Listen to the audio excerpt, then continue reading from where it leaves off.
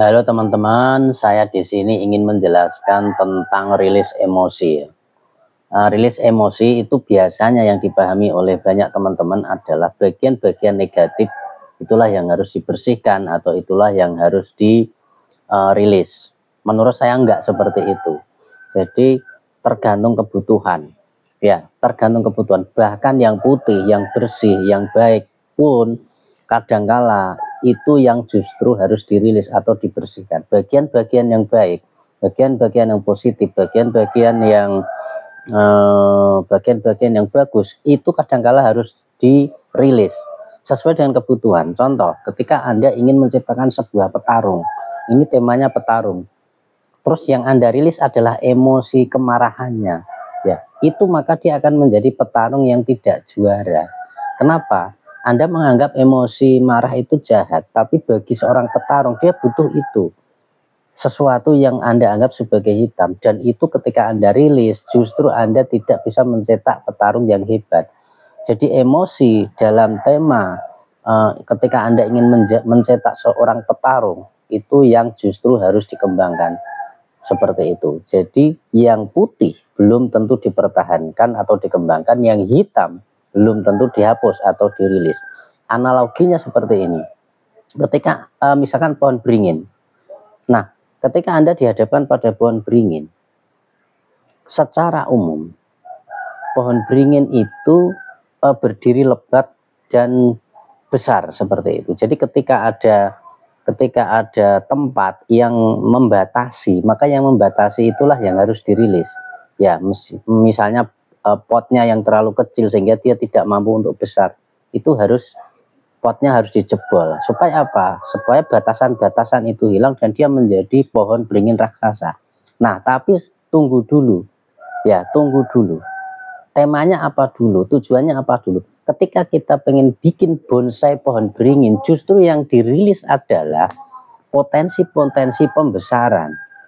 Ketika Anda ingin menjadikan sebuah bonsai, sebuah tanaman yang unik, maka banyak yang harus dipangkas, banyak yang harus dirilis. Yang dirilis adalah sesuatu yang baik, yang bikin besar, yang bikin menjadi raksasa, itu yang harus dibuang. Dan yang dipertahankan adalah potnya. Jadi pot yang dianggap sebagai penghalang itu justru yang dipertahankan. Kenapa? Karena kalau bonsai potnya dijebol, maka dia tidak jadi bonsai lagi. Jadi rilis emosi itu tergantung kebutuhan. Kebutuhannya apa dulu? Ya sama seperti kita, tergantung kebutuhan kita maunya seperti apa. Maka yang dirilis apa? Tidak harus sesuatu yang negatif yang harus dirilis. Yang positif pun bisa dihancurkan, bisa dibuang ketika tidak sesuai dengan kebutuhan yang diharapkan seperti itu. Ya teman-teman ya. Jadi perilisan emosi sekali lagi adalah tergantung kebutuhan. Tidak semua harus dirilis. Tergantung kebutuhan. Maunya jadi apa? Maunya dibentuk seperti apa? Itulah yang kemudian yang menghambat itu kemudian dirilis. Ya yang menghambat itu tidak hanya hal-hal yang negatif. Kadang-kadang yang positif pun menghambat. Ya seperti itu. Nah ada banyak contoh loh teman-teman. Contohnya gini. Salah satu contohnya. Ada orang yang tidak bisa punya anak. Nah, ternyata usut punya usut, dia punya emosi positif bahwa dia punya ketakutan untuk punya anak. Kenapa? Karena dia punya pikiran dan emosi positif. Apa itu? Contohnya, yaitu sebuah program di pikirannya bahwa dia ingin ketika dia punya anak itu dia sudah menjadi orang sukses. Jadi dia harus sukses dulu, setelah sukses dia baru punya anak. Ini kan benar.